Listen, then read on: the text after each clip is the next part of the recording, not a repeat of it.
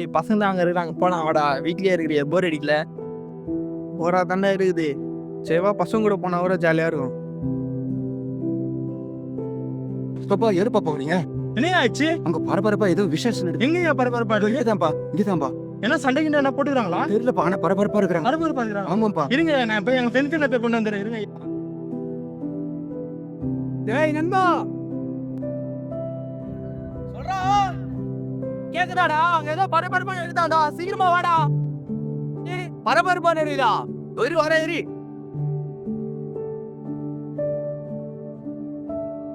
நடாச்சா? டேய் அங்க ஏதோ பரபரப்பா நடக்குதாண்டா, வாடா போலாம். பரபரப்பா நடக்குதா? ஆமாடா, நம்ம மண்ண கூட்டிட்டு போய் சீக்கிரம் கூட்டணும். அவங்க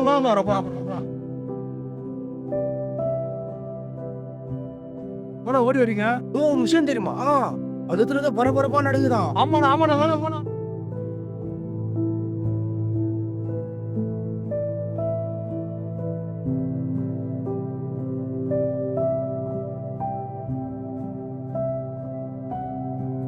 கூட்டமா இருக்குது, ஏதோ பரபரப்பா இருக்குதுன்னு சொன்னாங்க, ஆனா ஒண்ணுமே காணோம். அதெண்டா தெரியல. சரி நான் போய் தான் பார்க்கலாம். வாயா சிறப்பா. இயேசு தேவாலயத்தை விட்டு புறப்பட்டு போகையில் அவருடைய சீஷர்கள் தேவாலயத்தின் கட்டளைகளை அவருக்கு காண்பிக்க அவரிடத்தில் வந்தார்கள். இயேசு அவர்களை நோக்கி, இவைகளெல்லாம் பார்க்கிறீர்களே, இவ்விடத்தில் ஒரு கல்லின் மேல் ஒரு கல் இல்லாதபடி எல்லாம் இடிக்கப்பட்டு போகும் என்று மெய்யாகவே உங்களுக்கு சொல்கிறேன். பின்பு அவர் ஒலிவமலையில் உட்கார்ந்திருக்கையில் சீஷர்கள் அவரிடத்தில் தனித்து, இவைகள் எப்பொழுது சம்பவிக்கும்? உம்முடைய வருகைக்கும் உலகத்தின் முடிவுக்கும் அடையாளம் என்ன?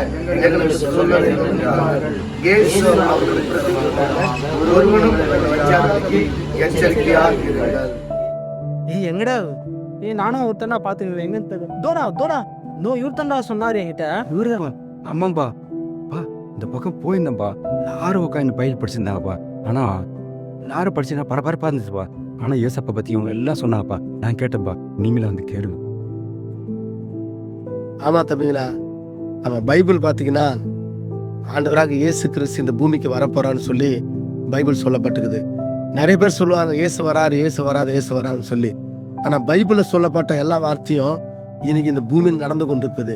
2025 ஆண்டுகளுக்கு முன்பாக ஆண்டவராக இயேசு கிறிஸ்து இந்த பூமிக்கு வந்து சீசர்களை பார்த்து சொன்னார், இந்த பூமியில் என்ன நடக்க போகுதுன்னு சொல்லி. கிட்டத்தட்ட நிறைய சொல்லப்பட்டிருக்கு. மத்திய சுவிசேஷத்துல 24ஆம் அதிகாரத்துல பாத்தீங்கன்னா நிறைய சம்பவங்கள் சொல்லப்பட்டது. ஒரு சில காரியங்கள் மட்டும் உங்களோட சொல்றேன். இதை பாத்தீங்கன்னா பஞ்சவரம்னு சொல்லியிருக்கிறாங்க. இப்ப பாத்தீங்கன்னா இயேசு சொன்னாரு, நான் இந்த பூமிக்கு வரும்போது பஞ்சவரம்னு சொல்லி. இந்த உலகத்துல பாத்தீங்கன்னா இயேசு சொன்ன வார்த்தை இன்னைக்கு நடந்து கொண்டிருக்கிறது நிறைய தேசங்கள்ல. ஏன் நம்ம வாழ்கிற ஆசியா கண்டத்துல இலங்கை ஸ்ரீலங்கா பகுதியில பாத்தீங்கன்னா பயங்கரமான பஞ்சம். பாகிஸ்தான்ல சாப்பாடு கூட வழி இல்லை, பயங்கரமான பஞ்சம். நைஜீரியா, பல தேசங்களில இன்னைக்கு சாப்பிட முடியாத, மழை இல்லாம பஞ்சத்திலையும் பட்டினியிலும் ஜனங்க அழிஞ்சு கொண்டிருக்கிறார். அது மட்டும் இல்ல, வேதத்துல சொல்லப்பட்டது கொள்ளை நோய் வரும்னு சொன்னாரு. எங்கேயோ பல 1000 கிலோமீட்டர் சைனா தேசம், இங்க நம்ம டிராவல் பண்ணலாம் ட்ரெயின்ல 3 நாள் 4 நாள் ஆகும். அந்த உருவான கொரோனா நம்ம வீட்டு வாசப்படில வந்துச்சு. ஏன்னு சொன்னா இந்த கொரோனால உங்களுக்கு நல்லாவே தெரியும், நியூஸ்ல பார்த்திருப்பீங்க. நிறைய பேர் குத்தா மறிச்சாங்க. ஏன் சொன்னா பைபிள் சொல்றது ஏன் சொன்னாரு? கொள்ளை நோய் வரும்னு சொன்னாரு. அப்ப பஞ்சம் வந்துச்சு, கொள்ளை நோய் வந்துச்சு, பூமி அதிர்ச்சிகள். மியான்மார் இப்படி பல தேசங்கள்ல பாத்தீங்கன்னா நிலநடுக்கு வந்து நிறைய பேர் பில்டிங்ல இடிஞ்சு அந்த சரீரம் உள்ள புதஞ்சி அப்படியே கீச்சு வெளியே எடுத்தாங்க. இன்னைக்கு நிறைய பேர் கொத்தா மறிக்கிறாங்க. இயேசு சொன்ன வார்த்தை இந்த பூமியில நடந்து கொண்டிருக்கிறது. இதுதான் பரபரப்பு. ஏன் சொன்னா ஆண்டவராக இயேசு கிறிஸ்து இந்த பூமியில வந்தார், வாழ்ந்தார், ஊழியம் செய்தார், மரித்தார், அடக்கம் பண்ணாங்க, 3ஆம் நாள்ல உயிரோடு எழுந்தார். அந்த இயேசுதான் நான் சீக்கிரம் வரப்போறேன்னு சொன்னாரு. பாரு, பஞ்சம் வரும்னு சொன்னாரு, பூமி எங்க பஞ்சம் உருவாகி கொண்டிருக்குது. கொள்ளை நோய் வரும்னு சொன்னாரு, பூமி எங்க கொள்ளை நோய். எபோலா வைரஸ் ஆப்பிரிக்கா கண்ட்ரிஸ்ல, இப்படி பல வியாதிகள், பேரே சொல்ல முடியாத வியாதிலாம் வந்து மனுஷனை கொண்டுட்டு போகுது.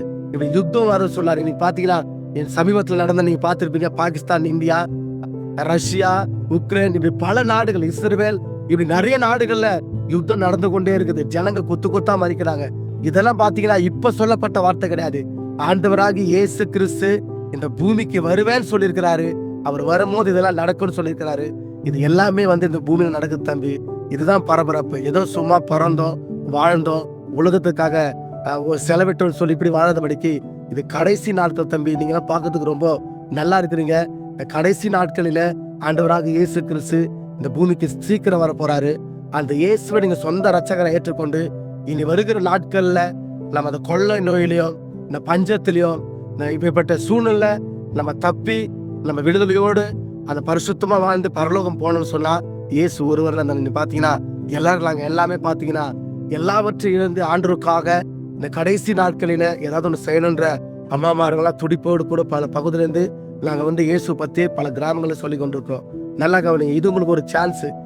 வாழ்ந்தோம் மறிச்சோம் அப்படின்லாம் இல்லாதபடிக்கு இந்த கடைசி நாட்களில இயேசுக்காக ஏதாவது ஒன்று சாதிக்கணுன்ற ஒரு வைராக்கியத்தோடு நம்மளாம் பண்ண ஆண்டவருக்காக ஊழியம் செய்து சாதிக்கிற வாலிபர்களாய் இல்லை சாதிக்கிற ஜனமாய் மாறணும் தம்பி. அதுக்காக தான் நாங்கள் இப்படிப்பட்ட ஒரு குழு ஆரம்பிச்சு இந்த சுவிசேஷத்தை நாங்கள் நடத்தி கொண்டிருக்கிறோம். நீங்களும் அந்த இயேசு விசுவாசிங்க, நம்புங்க, உங்களையும் குடும்பத்தையும் கர்த்தர் ஆசீர்வதிப்பார்.